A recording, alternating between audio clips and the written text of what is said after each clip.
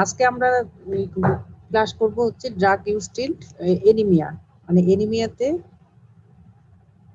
এনিমিয়াতে কি কি drug used হয় সেটা আমরা আলোচনা করব। ম্যাডাম, একটা কোশ্চেন ছিল ডায়াবেটিসে। বলো। এখানে হলো ডায়াবেটিস ইনসিপিটাসে থায়াজয়েড কিভাবে কাজ করতেছে? এটা ডায়াবেটিস ইনসিপিটাস। হ্যাঁ, ওইটা হচ্ছে তোমার ডায়াবেটিস ইনসিপিটাস, মানে অ্যান্টি ডায়াবেটিক হরমোনের ডেফিসিয়েন্সির কারণে হয়। ঠিক আছে, অ্যান্টি ডায়াবেটিক হরমোন কি করে সেটা তোমার স্পাইনাল, তোমার হচ্ছে কি এডিএস অ্যান্টি ডায়াবেটিক্স মানে কি হচ্ছে কি তোমার এডিএস সিক্রেশনটাকে সে কমায় দেয়। ফলে এডিএস কি করে, এডিএস সোডিয়ামটাকে রিটেন করে রাখে। আর হচ্ছে গিয়ে তোমার সোডিয়াম যখন রিটেন হয় তখন কি হয়, সেটা হচ্ছে গিয়ে তোমার ওয়াটার রিটেন করে। কিন্তু এই যে তখন এই জন্য আমরা স্পাইনোলেকটন ইউজ করি, যেতে হচ্ছে এডিএস এর সিক্রেশনটাকে বাড়ায় দিবে এবং হচ্ছে গিয়ে সোডিয়াম রিটেনশনটাকে কমায় দিবে। এইভাবেই কাজ করে। আচ্ছা ঠিক আছে, তাহলে আমরা শুরু করি। হচ্ছে আমরা আজকে শুরু করব ড্রাগ ইউজড ইন এনিমিয়া। হ্যাঁ, ড্রাগ ইউজড ইন এনিমিয়া, এটাকে আরেকটা বলা হয় হেমাটেনিক্স। ঠিক আছে, হেমাটেনিক্স। হেমাটেনিক্স থেকে নাম থেকে বুঝতে পারতেছো যে আমরা যে সমস্ত জিনিস আমাদের ব্লাড সেল তৈরিতে হেল্প করে সেগুলোকেই আমরা সাধারণত হেমাটেনিক্স বলি। তো হেমাটেনিক্স বলার আগে আমাদেরকে আগে একটু জানতে হবে যে হেমাটোপয়েসিস কাকে বলে। হেমাটোপয়েসিস হচ্ছে গিয়ে তোমরা যে ফিজিওলজি পড়ে আসছো, তারপর আমি একটু রিমাইন্ড দিচ্ছি, সেটা হচ্ছে production of circulating blood cell under physiological condition. Under physiological condition, তাহলে production of circulating blood cell, এটাকে বলা হয় haematopoiesis. Every day 200 million of new blood cell are produced. প্রত্যেকদিন কিন্তু 200 মিলিয়ন ব্লাড সেল প্রডিউসড হচ্ছে।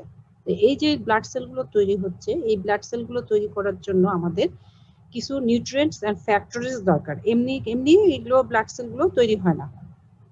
এই সমস্ত কি কি এসেনশিয়াল নিউট্রিয়েন্টস আছে এবং ফ্যাক্টরস আছে এগুলো তৈরি করার জন্য কিছু যে ফ্যাক্টরস গুলো সেগুলো হচ্ছে মেইনলি আয়রন, ভিটামিন বি12, folic acid and haematopoietic growth factor. এগুলো হচ্ছে গিয়ে হেমাটোপয়েসিসে হেল্প করে। এখন আমাদের আরেকটা জিনিস জানতে হবে যে হেমাটোপয়েসিসের সাথে সাথে আরেকটা জিনিস জানতে হবে, এনিমিয়া কাকে বলে। এনিমিয়া তোমরা জানো যে যখন when there is decrease in the level of hemoglobin in the blood flow below the reference level, যেমন প্রত্যেকটা এজ এন্ড সেক্স এর উপর ডিপেন্ড করে এটা এনিমিয়াটাকে করা হয়। এনিমিয়া আবার বিভিন্ন রকমের আছে। আমরা মরফোলজিক্যাল ইয়াটা বলবো না, ক্লাসিফিকেশন, আমরা এমনি যে ক্লাসিফিকেশন সেটা হচ্ছে গিয়ে ডেফিসিয়েন্সি এনিমিয়া আমরা জানি, হিমোরেজিক এনিমিয়া, আর একটা হচ্ছে হিমোলাইটিক এনিমিয়া। তো হিমোরেজিক এনিমিয়াতে কি হয়, ব্লাড লস হয়। সেখানে কি দরকার হয়, ব্লাড লসের কারণে যে দরকার ব্লাড, যেটা মানে রক্তের বিনিময়ে রক্ত, তাহলে ব্লাড লস হচ্ছে, ব্লাড লসের কারণে আমরা কি দেবো, হিমোরেজিক এনিমিয়াতে ব্লাড দেবো। তারপর হিমোলাইটিক এনিমিয়া, সেখানে কি হচ্ছে, এখানে তোমরা বুঝতে পারতেছো যে হিমোগ্লোবিনটা তোমার যে এনিমিয়ার জন্য যে ব্লাড সেল তৈরি, হিমোগ্লোবিন যেটার জন্য হয়, সেই হিমোগ্লোবিনের তোমার হচ্ছে গিয়ে কোয়ালিটেটিভ ডেফিসিয়েন্সি, মানে হিমোগ্লোবিনটাই তো ঠিক মতো তৈরি হতে পারে না, ওইটাও আমরা যাব না। এখানে আমাদের দরকার হচ্ছে গিয়ে ডেফিসিয়েন্সি এনিমিয়া। তো ডেফিসিয়েন্সি এনিমিয়াতে আমাদের কি কি কারণে ডেফিসিয়েন্সি হতে পারে, অনেক সময় আমরা দেখি যে আয়রন ডেফিসিয়েন্সির কারণে হতে পারে, ভিটামিন বি12 ডেফিসিয়েন্সির কারণে হতে পারে এবং ফলিক অ্যাসিড ডেফিসিয়েন্সির কারণে হতে পারে। তাহলে আমরা ড্রাগ ইউজড ইন এনিমিয়া, তা আমরা বুঝলাম যে এনিমিয়াতে আমরা কোন এনিমিয়াতে আমরা ড্রাগ ইউজ করি, তাহলে যেখানে ডেফিসিয়েন্সি হয়ে থাকে সেখানেই আমরা সাধারণত এনিমিয়া, সেই সমস্ত ক্ষেত্রেই আমরা ড্রাগ ইউজ করে থাকি। এখন আমরা আসি, এটা মোটামুটি আমাদের বোঝা গেল যে এটা আমরা ডেফিসিয়েন্সি এনিমিয়াতেই আমরা হেমাটিনিক্স গুলো আসলে ইউজ করে থাকি। এখন হেমাটেনিক্সটা কাকে বলে, অনেক সময় তোমাদেরকে কোশ্চেন করে যে হেমাটেনিক্স কাকে বলে। তাহলে হেমাটেনিক্স সোজা, হেমাটেনিক্স হচ্ছে are the agent that cause stimulation of haematopoiesis. তাহলে haematinics are the agent that causes stimulation of haematopoiesis, মানে হেমাটোপয়েসিস যেগুলো যেগুলো এজেন্ট হেমাটোপোয়েসিস স্টিমুলেশন করবে তাদেরকেই আমাদের হেমাটিনিক্স বলে।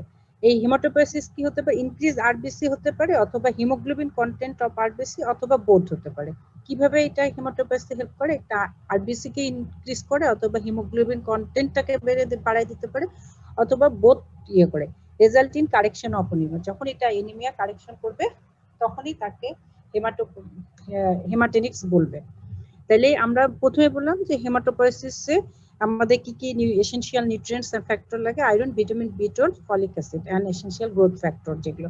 তাহলে আমাদের হেমাটিনিক্স গুলো কি কি, হেমাটিনিক্স গুলো ওগুলি আয়রন, ভিটামিন বি12, folic acid and haematopoietic growth factor, যেগুলো এসেনশিয়াল গ্রোথ ফ্যাক্টর বলছি সেগুলো হচ্ছে হেমাটোপয়েটিক গ্রোথ ফ্যাক্টর। এই হেমাটোপয়েটিক গ্রোথ ফ্যাক্টর গুলো কি কি আছে, এগুলো হচ্ছে ইরিথ্রোপয়েটিন, তারপর হচ্ছে granulocyte, granulocyte colony stimulating factor, আর তারপর হচ্ছে 3 নম্বর হচ্ছে granulocyte macrophage colony stimulating factor. তাহলে হেমাটোপয়েটিক গ্রোথ ফ্যাক্টর অনেক সময় জিজ্ঞাসা করা, হেমাটোপয়েটিক গ্রোথ ফ্যাক্টর কি কি, এগুলো হচ্ছে erythropoietin, granulocyte colony stimulating factor, যেটাকে সংক্ষেপে বলা হয় GCSF, আর একটা হচ্ছে granulocyte macrophage colony stimulating factor.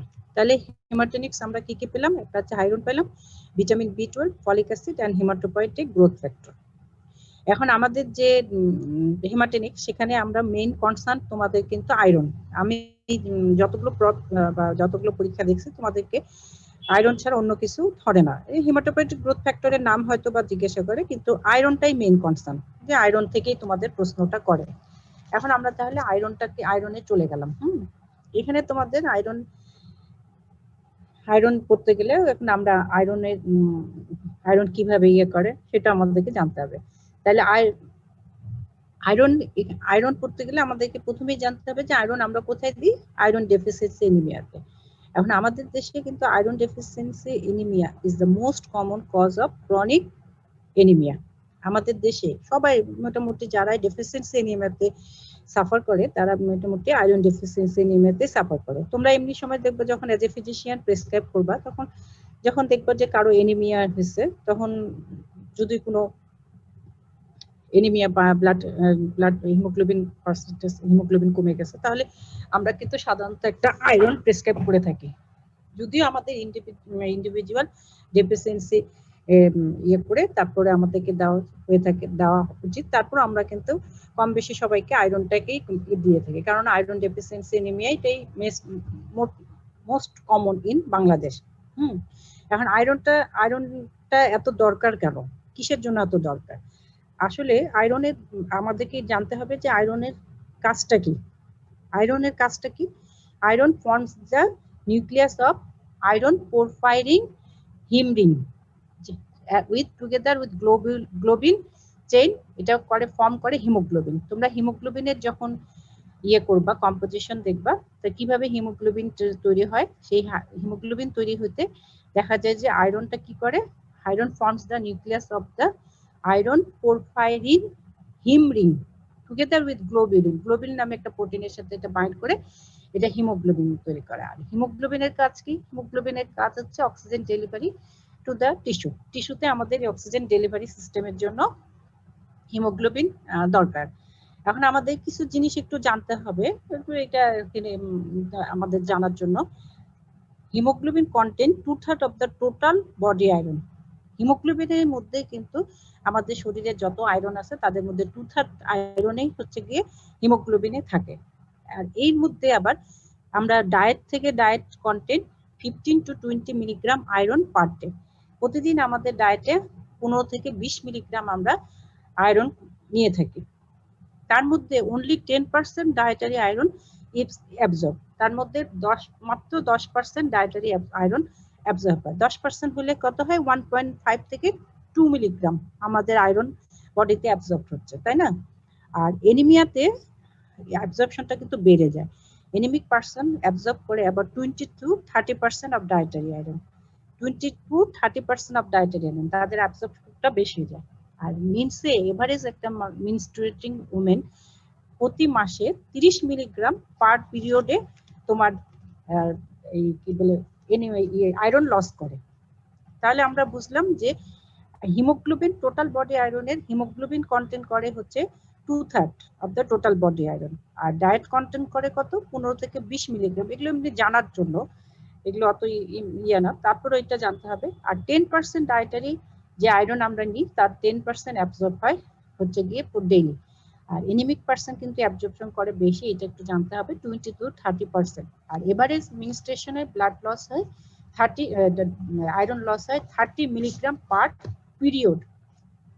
এখন আমাদের source and daily iron, source and daily আয়রনটা একটু জানতে হবে, যেহেতু আয়রন ডেফিসিয়েন্সি অ্যানিমিয়া খুব কমন আমাদের দেশে, সেই জন্য সোর্সটাও জানতে হবে এবং ডেইলি আয়রন রিকোয়ারমেন্টটাও জানতে হবে। আয়রন রিকোয়ারমেন্টটা কিভাবে ডিটারমাইন করা হয়? আয়রন রিকোয়ারমেন্টটা ডিটারমাইন করা হয় by the obligatory physiological loss and minute impose by the group. আমাদের যতটুকু লস হচ্ছে এবং যতটুকু দরকার হচ্ছে সেটার উপর ডিপেন্ড করে আয়রন রিকোয়ারমেন্টটা ডিটারমাইন করা হয়। আর সোর্সটা কোথায়? তোমরা সবসময় আয়রনের সোর্স কিন্তু জিজ্ঞাসা করে এক্সামিনাররা।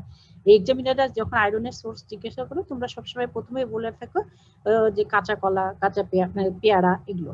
আসলে মেইন আয়রনের সোর্স কিন্তু হচ্ছে গিয়ে, যেহেতু আয়রন তৈরি করতে আমাদের লাগতেছে গ্লোবিউলিন নামে একটা প্রোটিন, তাইলে আয়রন আমাদের অবশ্যই এনিমেল সোর্স থেকে দরকার।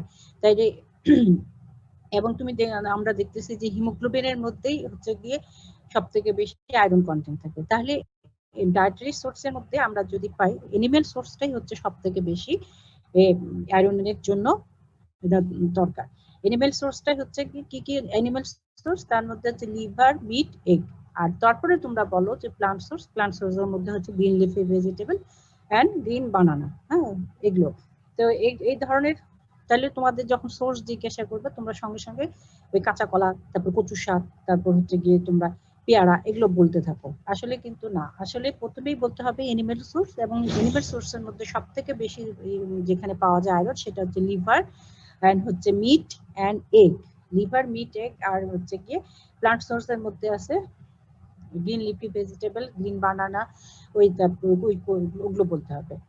এখন আরেকটা জিনিস জানতে হবে, যখন আয়রন ডেফিসিয়েন্সি ডেভেলপ করে তখন আমাদের প্রথমে কি হয়, স্টোরেজ আয়রনটা ডিক্রিজ করে। স্টোরেজ আয়রন যেটা আমাদের বডিতে থাকে সেটা কি করে, ডিসঅ্যাপিয়ার করে। তারপরে কি হয়, নেক্সট সেরাম ক্রিয়েটিনিন যেটা আছে সেটা ডিক্রিজ করে। সেরাম ক্রিয়েটিনিন যখন ডিক্রিজ করবে তখন সেরাম আয়রন যেটা আছে সেটাও আস্তে আস্তে ডিক্রিজ করবে। আর সেরাম আয়রন যখন ডিক্রিজ করবে তখন সেরাম আয়রনের কারণে আয়রন বাইন্ডিং ক্যাপাসিটিটা ইনক্রিজ করবে। আয়রন বাইন্ডিং ক্যাপাসিটি ইনক্রিজ করবে। তাহলে আমাদের ফার্স্ট কি, স্টোরেজ আয়রনটা ডিক্রিজ করে। স্টোরেজ আয়রন ডিক্রিজ করার কারণে তারপরে নেক্সটে হবে সেরাম ক্রিয়েটিনিন ডিক্রিজ করবে। সেরাম ক্রিয়েটিনিন তারপর সেরাম আয়রন ডিক্রিজ করবে, আর সেরাম আয়রন বাইন্ডিং ক্যাপাসিটিটা কি হবে তখন ইনক্রিজ করবে। এভাবেই আয়রন ডেফিসিয়েন্সি এনিমিয়াতে আমরা বুঝতে পারি যে কিভাবে আদার স্টেপ অফ আয়রন ডেফিসিয়েন্সি এনিমিয়াটা বুঝতে পারা যায়। এখন আমরা যে আয়রনের, তোমাদের এখানে মেকানিজম অফ অ্যাকশন নাই, এখানে আয়রন পড়তে গেলে আমরা মেকানিজম অ্যাকশন, আমাদের আয়রনের কিভাবে কাজ করে সেটা নাই, আমাদের আয়রন অ্যাবজর্পশন, এই মেকানিজম অফ অ্যাকশন এখানে নাই। এখানে হচ্ছে কি আয়রন অ্যাবজর্পশন, আমাদের আয়রন আমরা ডায়েটারি আয়রনটা ইনটেক করার পর সেটা কিভাবে আয়রন অ্যাবজর্পশন হয় সেটা তোমাদেরকে অবশ্যই ভালোভাবে জানতে হবে।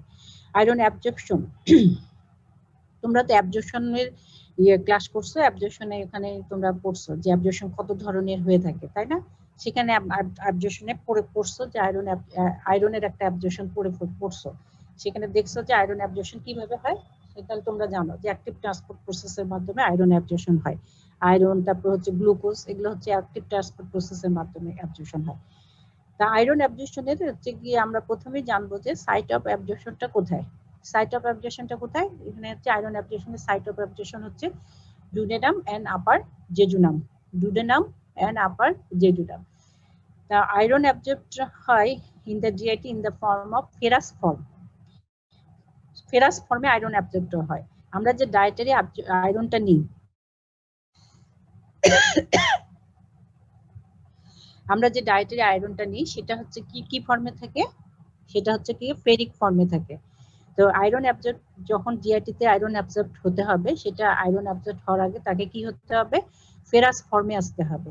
So all diferric form must be converted to ferrous iron for absorption in the GIT. তো ডায়েটারি আয়রনটার আমরা নিই ফেরিক, এই ফেরিক আয়রনটাকে অবশ্যই ফেরাস ফর্মে আসতে হবে। ফেরাস ফর্মে যখন আসবে তারপরেই সে জিআইটি তে অ্যাবজর্ব হবে। যে অ্যাবজর্পশন এখানে দুটো স্টেজে হয়ে থাকে। একটা প্রথমে হচ্ছে ফার্স্ট অ্যাক্টিভ ট্রান্সপোর্ট প্রসেসে। অ্যাক্টিভ ট্রান্সপোর্ট প্রসেসে কিভাবে হয়, এখানে হচ্ছে কি rapid absorption of iron take place at the brush border of the intestinal epithelium by active transport process. Active transport process এর মাধ্যমে এটা কি করে ইন্টেস্টিনাল এপিথেলিয়ামের যে ব্রাশ বর্ডার আছে সেই ব্রাশ বর্ডার থেকে এটা র্যাপিড এখানে র্যাপিডলি অ্যাবজর্পশন হয়।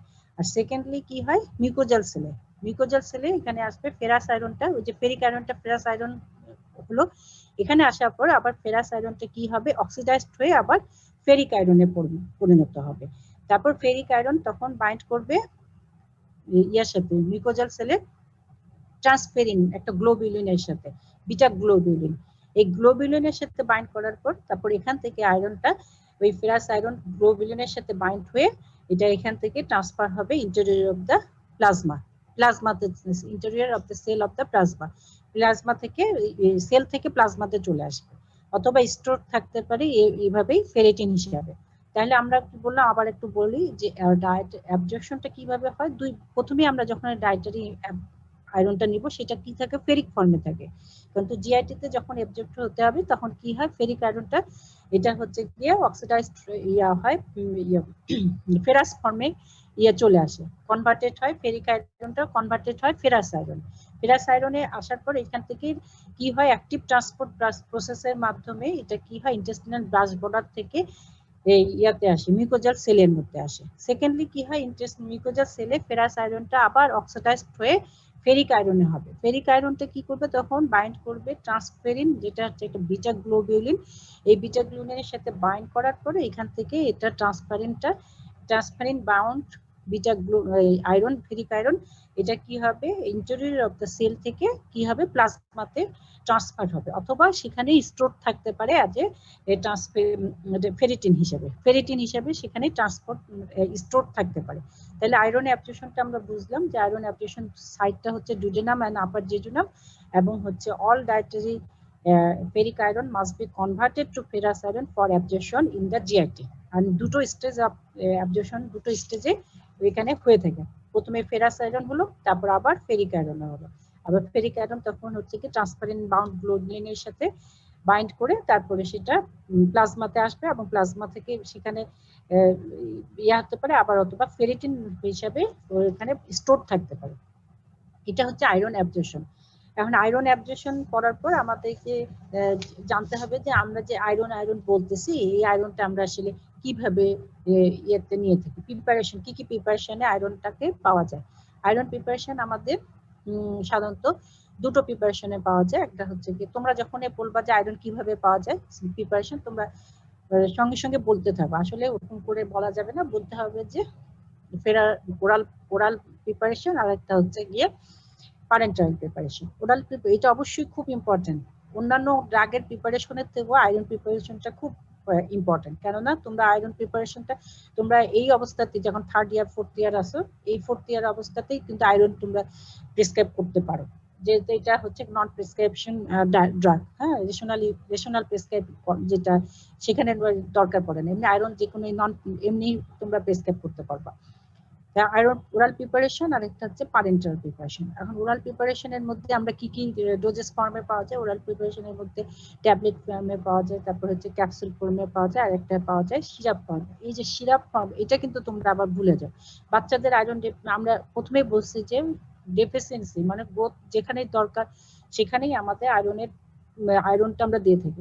তোমরা মনে করো যে শুধু অ্যাডাল্টের ডেফিসিয়েন্সি হয়, কেন বাচ্চাদেরও তো ডেফিসিয়েন্সি হয়ে থাকে, তাহলে বাচ্চাদেরও দরকার, তাহলে বাচ্চারা তো ট্যাবলেট ক্যাপসুল ওরকম নিতে পারে, তাদের কি প্রেসক্রাইব করা হয়, সিরাপ। তাহলে প্রিপারেশনের ক্ষেত্রে অবশ্যই তোমাদেরকে জানতে হবে দুটো প্রিপারেশন, একটা ওরাল প্রিপারেশন, একটা প্যারেন্টাল প্রিপারেশন। আর ডোজেস ফর্মের মধ্যে জানতে হবে যে ওরালের মধ্যে আছে tablet form, capsule form and syrup form. Tablet form, syrup and capsule, এগুলো কি কম্পোজিশনে পাওয়া যায়, একটা হচ্ছে ferrous sulphate, ferrous gluconate, ferrous fumarate and ferrous succinate. এই যে প্রিপারেশনের মধ্যে আমরা বললাম ওরালের মধ্যে এগুলো কি কম্পোজিশনে পাওয়া যায়, ফেরাস সালফেট সব থেকে বেশি কমন যেটা, ferrous sulphate, ferrous gluconate, ferrous fumarate and ferrous succinate. ইদানিং একটা নতুন একটা কম্পোজিশন নিয়ে আসছে, সেটা হচ্ছে ফেরাস অ্যাসকর্বেট। ফেরাস অ্যাসকর্বেট, ফেরাসের সাথে ভিটামিন সি কম্পোজিশন। ঠিক, তাহলে এটা হচ্ছে গিয়ে ওরাল ফর্ম। আর প্যারেন্টাল ফর্মের মধ্যে আমাদের কি কি আছে? প্যারেন্টাল ফর্মে আছে একটা হচ্ছে কি আইভি ফর্ম আছে, ডোজেস ফর্ম আইভি আছে, আর একটা হচ্ছে গিয়ে আয়ন। এই প্যারেন্টাল ফর্মে আমরা পাই আয়রন ডেক্সট্রান কমপ্লেক্স আর আয়রন সরবিটাল কমপ্লেক্স। আয়রন ডেক্সট্রান আর হচ্ছে কমপ্লেক্স, আর হচ্ছে আয়রন সরবিটাল কমপ্লেক্স। এগুলো হচ্ছে গিয়ে আয়রনের প্রিপারেশন। এখন আমরা প্রথম ইন্ডিকেশন আসি। ইন্ডিকেশন কি কি? ইন্ডিকেশন হচ্ছে কি, যখনই বলবো যে আয়রনের ইন্ডিকেশন, তাহলে অনলি ইন্ডিকেশন হচ্ছে treatment and prevention of iron deficiency anaemia. Only indication আমরা যদি বলি, তাহলে ইন্ডিকেশন কোথায়? তাহলে অনলি ইন্ডিকেশন হচ্ছে ট্রিটমেন্ট এন্ড হচ্ছে prevention of iron deficiency anaemia. And iron deficiency কোথায় কোথায় হয়ে থাকে? আয়রন ডেফিসিয়েন্সি হয়ে থাকে হচ্ছে কি মেইনলি হয়ে থাকে প্রিম্যাচিউর ইনফ্যান্ট, তারপর children in growing age, 3 number হচ্ছে প্রেগন্যান্সি এন্ড ল্যাকটেটিং মাদার, আর 4 নাম্বার হচ্ছে after gastrectomy, malabsorption syndrome and chronic blood loss, যেখানে ক্রনিক ব্লাড লস।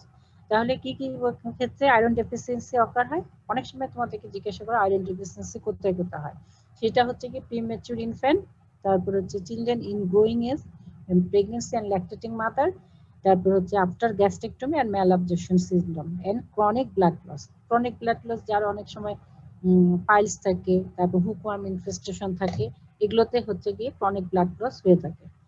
এখন ওরাল আয়রন প্রিপারেশন আমরা কোথায় কোথায় ইন্ডিকেশন কোথায় কোথায় আমরা ওরাল আয়রন থেরাপি দিয়ে থাকি? Indication of oral iron therapy, indication কোথায়? আমি প্রথমে বলছি যে আমরা যে কোনো আয়রনের কথা বললেই বলবো যে treatment and prevention of iron deficiency anaemia. তাহলে ওরাল আয়রন থেরাপি কোথায় দেওয়া হয়? 1 নম্বর হচ্ছে আয়রন ডেফিসিয়েন্সি অ্যানিমিয়া, আর 2 নম্বর হচ্ছে প্রোফাইলেকটিক ইউজ। প্রোফাইলেকটিক ইউজ হচ্ছে প্রেগন্যান্সি, ল্যাকটেটিং মাদার, এটা। আর এছাড়াও দেওয়া হয় গ্লোসাইটিস আর স্টোমাটাইটিস, এগুলোতে আমরা হচ্ছে কি ওরাল আয়রন থেরাপি দিয়ে থাকি। তাহলে ইন্ডিকেশন কোথায়? একটা হচ্ছে আয়রন ডেফিসিয়েন্সি অ্যানিমিয়া আর prophylactic use in case of pregnancy, lactating mother. আর এছাড়াও আমরা দিয়ে থাকি গ্লোসাইটিস এন্ড স্টোমাটাইটিস। তোমরা দেখবা যে আয়রন ডেফিসিয়েন্সি অ্যানিমিয়ার যে সিমটম সেটা কি হয়, এখানে হচ্ছে কি তোমার হচ্ছে গিয়ে এই যে মুখের এইখানে দুই কাশিতে, এগুলো মুখের কানিতে সাদা সাদা ঘায়ের মতো হয়, তারপর হচ্ছে কি মুখের ভিতরে ঘায়ের মতো হয়, তারপর হচ্ছে কি নখগুলো দেখবা যে অনেক সময় নখগুলো এই যে নখগুলো এগুলো হচ্ছে গিয়ে ব্রিটেল হয়ে যায়, ব্রিটেল ভেঙে যায়। আর হচ্ছে গিয়ে এটাকে বলে যে চামচের মতো যে স্পুন শেপ হচ্ছে, নখটা হচ্ছে গিয়ে নেলটা স্পুন শেপ হয়ে যায়। এগুলো হচ্ছে গিয়ে আয়রন ডেফিসিয়েন্সি। আর এর সাথে কইলো নাই কি? হ্যাঁ কইলো নাই কি? আমি কয়লোনাইকিয়া, হ্যাঁ এটা হচ্ছে কি তোমার আয়রন ডেফিসিয়েন্সি সিমটমস। অনেক সময় তোমরা দেখবা যে গ্রামে দেখবা যে বাচ্চাদের এই এগুলাতে সাদা সাদা মুখের মধ্যে, তারপরে ভিতরে জিহ্বার এই মুখের ইয়াতে ওরাল মিউকাসে ঘা হয়। হ্যাঁ, তারপর হচ্ছে কি সব থেকে বেশি হয় যে ঘাটা স্টোমাটাইটিস, গ্লোসাইটিস, আর হচ্ছে কি নেলটা হচ্ছে কি ব্রিটেল হয়ে যায়, ভেঙে যায়। এটা হচ্ছে oral iron, oral indication of iron therapy, indication of oral iron therapy এটাতে আমরা দিয়ে থাকি। আর ইন্ডিকেশন, তাহলে এর অ্যাডভার্স ইফেক্ট কি কি হতে পারে? অ্যাডভার্স ওরাল তোমরা অ্যাডভার্স ইফেক্ট এই সব বেশি বেশি জানবা হচ্ছে কি আয়রনের। তারপর হচ্ছে কি আরেকটা জিনিস জানতে হবে যে মেট্রোনিডাজল, যেটা হচ্ছে কি অ্যান্টিবায়োটিক্সে আসবে সেটা। এই অ্যাডভার্স ইফেক্ট গুলো না জানলেই নাই। তো এখানে তোমরা সব অ্যাডভার্স ইফেক্টে কিন্তু দেখবা যে ড্রাগ যখন পড়বা সবকিছুতে নশিয়া, ভমিটিং, ডায়রিয়া এগুলো বলো, কিন্তু সবগুলোতে আসলে নশিয়া, ভমিটিং, ডায়রিয়া না। এই ইন্ডিকেশন এই আয়রনের মধ্যে অ্যাডভার্স ইফেক্ট এবং মেট্রোনিডাজলের এই অ্যাডভার্স ইফেক্ট, এদের মধ্যে কমনটাই হচ্ছে গিয়ে নশিয়া। তাহলে অ্যাডভার্স ইফেক্ট কি? আয়রনের অ্যাডভার্স ইফেক্ট হচ্ছে গিয়ে ওরাল আয়রনের অ্যাডভার্স ইফেক্ট হচ্ছে নশিয়া, তারপরে হচ্ছে heartburn and upper abdominal discomfort.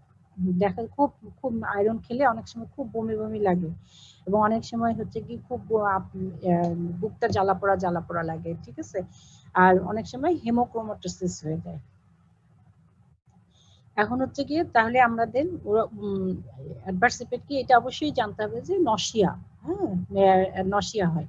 অনেক সময় প্রেগন্যান্সিতে কি হয়, নশিয়া হয়। আবার আয়রন দিলেও কি হয়, নশিয়া হয়। তখন কি করবা, আয়রন দেওয়া বন্ধ করবা, ওটা বলতে হবে যে আপনার আস্তে আস্তে এটা টলারেট হয়ে যাবে। এখন indication of parental iron therapy. Parental iron therapy কোথায় আমরা দিই, পেশেন্ট যখন আমাদের ওরাল আয়রন থেরাপি কি করতে পারে না, টলারেট করতে পারে না, patient is unable to tolerate or absorb oral iron. যখন খুব বেশি দেখা যাচ্ছে নশিয়া হচ্ছে, আয়রন দিচ্ছে খুব নশিয়া হচ্ছে, ভমিটিং হচ্ছে, তখন আমরা কি করি, প্যারেন্টাল আয়রন থেরাপিটা ইউজ করি। আর patient with extensive chronic blood loss, যদি খুব বেশি ক্রনিক ব্লাড লস থাকে সেখানেও আমরা প্যারেন্টাল দিয়ে থাকি। আর পোস্ট গ্যাস্ট্রেক্টমি কন্ডিশন, এখানে আমরা প্যারেন্টাল আয়রন থেরাপি দিয়ে থাকি। আইবি এবং আইএম দেওয়া হয়। এটা তোমাদেরকে অনেক সময় ধরা হয় যে তোমাদেরকে ধরে না অবশ্য, যে কি আইএম কিভাবে ডোজটা ক্যালকুলেট করা হয়, এটা অত বেশি লাগবে না। এখন আমাদের প্যারেন্টাল যে আমরা দিই আয়রন থেরাপি, এখানে কি হতে পারে, এটা অনেক সময় তোমাদেরকে যখন রুট অফ অ্যাডমিনিস্ট্রেশন পড়ায় তখন আমরা যে প্যারেন্টাল ইয়ে করছি সেখানে কিন্তু ওখান থেকে এখান থেকে ওখানে চলে যায় adverse effect parental oral iron therapy. কি হয়, লোকাল ডিসকমফোর্ট, যেখানে আমরা ইয়া দিই আইবি বা আইএম দিই সেখানে কি হয়, লোকাল ডিসকমফোর্ট হয়। একটা মেইন একটা সিমটম হয়, সেটা হচ্ছে ডিসকালারেশন, মানে ওই জায়গাটাতে বোঝা যায় যে একটা কালারটা ইয়া হয়ে যায়, চেঞ্জ হয়ে যায়। আর প্যারেন্টাল আয়রন থেরাপি আরেকটা মেইন অ্যাডভার্স ইফেক্ট হচ্ছে কি অ্যানাফাইলেকটিক রিঅ্যাকশন। এখানে কি হতে পারে, অ্যানাফাইলেকটিক রিঅ্যাকশন হতে পারে, এছাড়াও ফিভার হতে পারে, হেডেক হতে পারে, আর্থালজিয়া হতে পারে। ঠিক আছে, তাহলে ওরাল আয়রন থেরাপি আমরা পড়লাম indication, adverse effect, parenteral iron থেরাপিরও পড়লাম ইন্ডিকেশন, অ্যাডভার্স ইফেক্ট। এখন আয়রন থেরাপিটা আমরা কতদিন দিব, এইটা হচ্ছে কি প্রশ্ন করা হয়, আয়রন থেরাপিটা আমরা কতদিন দিব। আয়রন থেরাপিটা মেইনলি আমরা যতদিন পর্যন্ত আমাদের ডিপ্লিশনটা ডেফিসিয়েন্সিটা কারেক্ট না হয় ততদিন পর্যন্ত আমরা আয়রন থেরাপিটা দিব। দেওয়ার পরও আমরা আয়রনের স্টোরেজটাকে আমরা রিকভার করার জন্য আবার কি করি, এটাকে কন্টিনিউ করতে পারি 3 থেকে 6 মান্থ পর্যন্ত। তাহলে আমরা আয়রন থেরাপিটা কতদিন দিব, যদি কারো হিমোগ্লোবিন ব্লাড লেভেল মনে করো 7-এর নিচে চলে গেলে তো ব্লাডেই দিতে হয়, আর যদি 8-9 থাকে তারপরে আমরা সাধারণত 11-12-তে নিয়ে আসার পর নিয়ে আসে যদি হিমোগ্লোবিন লেভেল দেখবো, যদি তার নর্মাল হিমোগ্লোবিন লেভেল চলে আসছে, তারপরেও আমরা কি করবো, আয়রনের স্টোরেজটাকে, যেহেতু আয়রনের ডেফিসিয়েন্সিতে কি হয়, স্টোরেজ আয়রনটাও লস করে, সেই জন্য আয়রনের স্টোরেজটাকে আমরা আবার ইয়ে করার জন্য, ফিরিয়ে আনার জন্য কি করি, আয়রন থেরাপিটাকে কন্টিনিউ করি হচ্ছে গিয়ে 3 to 6 মান্থ পর্যন্ত। তাহলে আয়রন থেরাপি কতদিন পর্যন্ত দেওয়া হয়, বলতে হবে যে আমাদের হিমোগ্লোবিন লেভেল কারেকশন হওয়ার পরে আমরা 3 to 6 মান্থ পর্যন্ত আয়রন থেরাপিটাকে কন্টিনিউ করব। হ্যাঁ, এটা হচ্ছে আয়রন থেরাপি। এখন অনেক সময় দেখা যায় যে আয়রনের আমরা বললাম যে আয়রন হয়, আয়রনের একটা টার্ম আছে iron poisoning. Iron poisoning, iron পয়জনিংটা সব থেকে বেশি হয় চিলড্রেনের আয়রন পয়জনিং।